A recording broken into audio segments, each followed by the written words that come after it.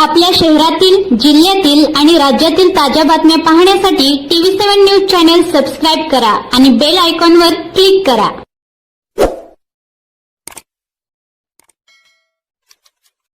मी मधुकर तुकाराम भंडगे, प्रदेश सरचिटणीस अखिल भारतीय खुला समाज संघटना महाराष्ट्र राज्य.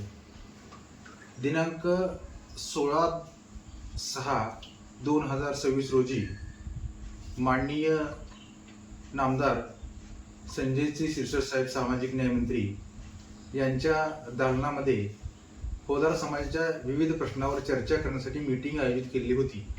त्या मीटिंगसाठी अखिल भारतीय होदार समाज संघटनेचे नेते ॲडव्होकेट किरण जावेद साहेब, त्याचनंतर अखिल भारतीय होदार समाज संघटनेचे राष्ट्रीय महासचिव हैदरजी केंगार साहेब, प्रदेश अध्यक्ष रणजितजी आवळे साहेब, उपाध्यक्ष सुनील ढोबळे, प्रवक्ते संदीप गुळवे आणि महिला आघाडीच्या अध्यक्षा मुंबईच्या जयश्री कांबळे या त्या मीटिंगसाठी उपस्थित होत्या. आणि या मीटिंगमध्ये समाज कल्याण खात्याचे प्रधान सचिव डॉक्टर हर्षजी कांबळे साहेब उपस्थित होते. आणि या मीटिंग संदर्भात चर्चा करत असताना माननीय सामाजिक न्याय मंत्री नामदार संजयजी शिरसाट साहेब यांनी होदार समाजाच्या आर्थिक विकास महामंडळासाठी निधी देण्याचं मान्य केलं होतं, पण तो निधी अद्याप त्या महामंडळाकडे न गेल्यामुळे त्यांनी 2 दिवसात त्याची कारवाई करतो म्हणून सांगितलं. त्यानंतर अखिल भारतीय होदार समाज संघटनेचं आर्थिक विकास महामंडळाची उपकंपनी झाली आहे.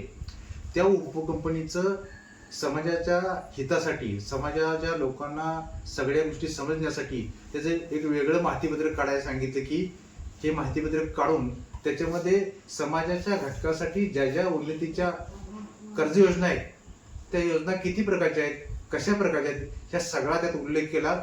आणि त्यांनी प्रधान सचिव डॉक्टर हर्षदीप कांबळे साहेब यांना सूचना केली की हे सगळं पॉम्पलेट लोकांपर्यंत पोहोचवण्यासाठी, लोकांना समजण्यासाठी ते वेगळं काढावं. त्याचप्रमाणे आपल्या होदार समाजाच्या ज्या जातीच्या नोंदी चुकीच्या आहेत, त्या चुकीच्या नोंदी दुरुस्त करण्यासाठी एक समिती गठीत करायला सांगितली की त्या समितीमार्फत या समाजाच्या जातीच्या चुकीच्या नोंदी कशा दुरुस्त करता येईल त्या संदर्भात त्यांनी सचिवाला आदेश दिले की ही समिती गठीत करून त्याची त्वरित कारवाई करावी. आणि ह्या सगळ्या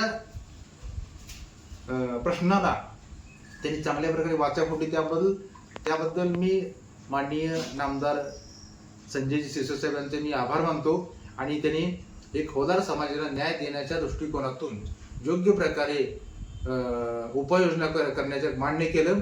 आणि सगळ्या प्रश्नाची सोडवणूक करण्यासाठी त्यांनी एक आम्हाला शब्द दिला. आणि त्यानंतर या मीटिंगचा समारोप झाला. धन्यवाद.